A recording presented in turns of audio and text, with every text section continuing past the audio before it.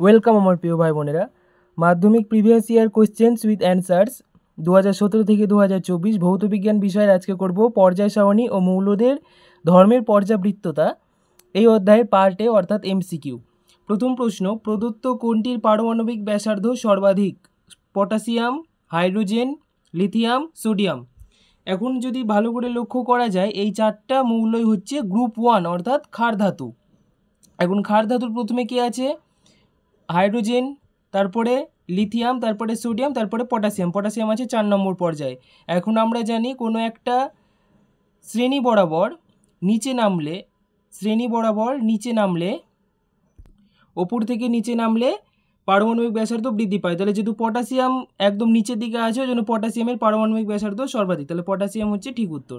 তারপরের প্রশ্ন, দীর্ঘ পর্যায় সারণীতে শ্রেণীর সংখ্যা কত? ডি নম্বর উত্তর ঠিক 18টা।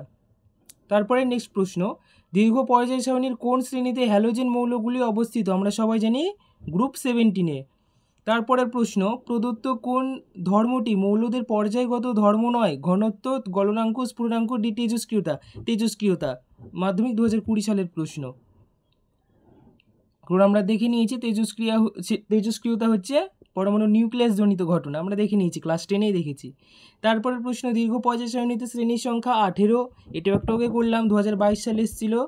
এই যে 2020 সালে মনে হয় কত দেখলাম যেন 2018 সালে এসেছিল, বা 2022 সালে দিয়েছে। ঠিক আছে, তারপরের প্রশ্নতে যাব।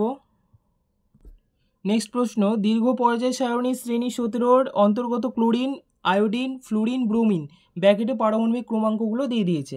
এর জারণ ধর্মের ক্রম হলো কোনটা হবে? এই যে এটা ডি নাম্বারটা, fluorine greater than chlorine greater than bromine greater than iodine. কারণ জারণ ধর্ম কার বেশি হয়?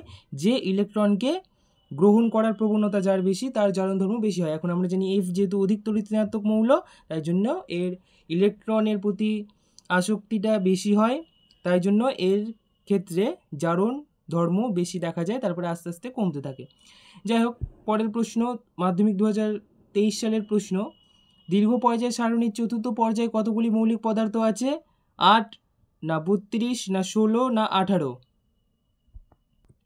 উত্তর হবে 18টা। চতুর্থ পর্যায়ে 18টা।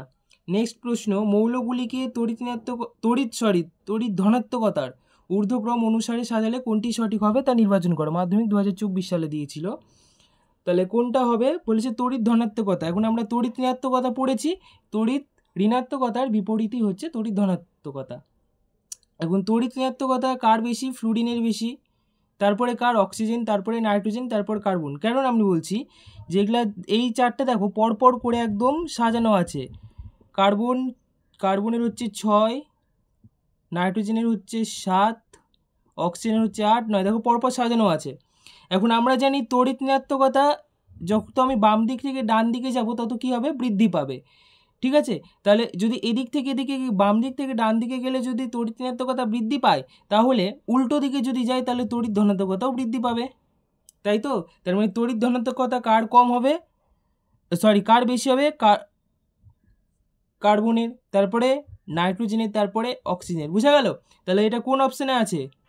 Carbon greater than nitrogen greater than oxygen greater than এই যে এখানে আছে carbon greater than nitrogen greater than এখানে তো লেস দেন চিহ্ন আছে। এই যে বি নাম্বারটা, বি নাম্বারটা, carbon greater than nitrogen greater than oxygen greater than হ্যাঁ এটা, আমার এই নাম্বারটা ঠিক মেরে দিয়েছি, আমি খেয়াল করিনি, লেস দেন চিহ্ন ছিল। তো যাই হোক, তো এই ছিল। তাহলে এই গেল পার্ট এ এমসিকিউ। এরপরে আসবে পার্ট 2। ভিডিওটি ভালো লাগলে অবশ্যই একটি লাইক করে দিও এবং এরকম আরও ভিডিও পেতে চ্যানেলটিকে সাবস্ক্রাইব করে দিও। Thank you.